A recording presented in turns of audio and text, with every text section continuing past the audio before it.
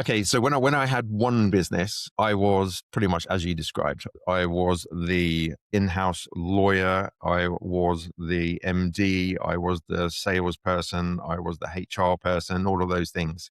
And this was a 200,000 revenue business. As soon as I learned mergers and acquisitions, I grew that to 500,000. And then I was stressed after I learned mergers and acquisitions. I took on a PA who ended up being absolutely amazing, hungry, ambitious, hyper organized. And I realized, in fact, she offered, can I help out in your business? I'm like, yes, please. So she took over absolutely everything. She became the MD and I just managed the things I liked, which was looking at the bank account and paying staff. I actually really enjoyed paying staff and I still do that to this day.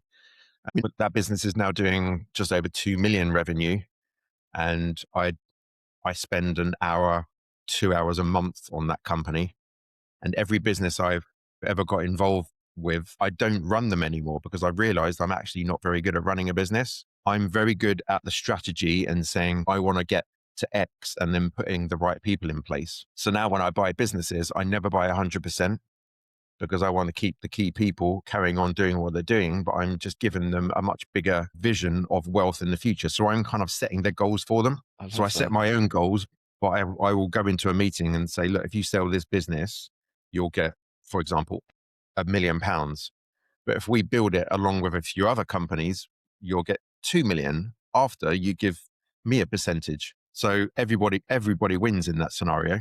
So my days are still busy, but instead of working inside of a company, I'm drawing diagrams and plans on how we're going to get to the end goal where everybody wins. That's pretty much my job day in, day out. And your PA, is she still with you? She's the ops director, managing director, still doing a fantastic job. And I've now got 3 of those people running the 3 main businesses that I have. It's the So way to do it, essentially, isn't I'm it? finding I find great operators and I add a bit of rocket fuel behind them using mergers and acquisitions. I'm speechless, honestly, because that makes an awful lot of sense.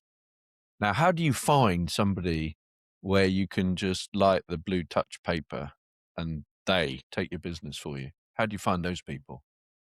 Well, I contact a lot of businesses and there's a lot of them that are listed for sale already with business brokers. I tend to avoid those because they've been pretty much sold a lie in general with the business brokers. So I find somebody who's kind of aligned with me, someone who doesn't necessarily want to sell. He's good at what he's doing, but they've either reached a plateau. And that's probably the most common theme I'm finding at the moment. They've either reached a plateau, or my new business partner 6 months ago, he was working for, it was almost £100 million company and I tried to acquire it. But in the process, it turned out that he should really have had shares in that business.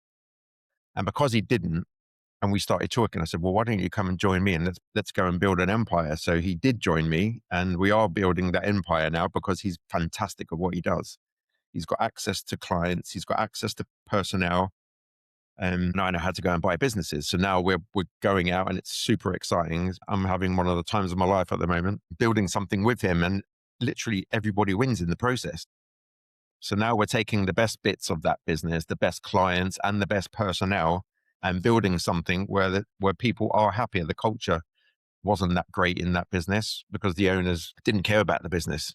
All they were doing was extracting money. That's another big lesson there. Big, huge lesson. Care about your company, care about your staff. Yes. Because without your staff, without your people, you don't have a business.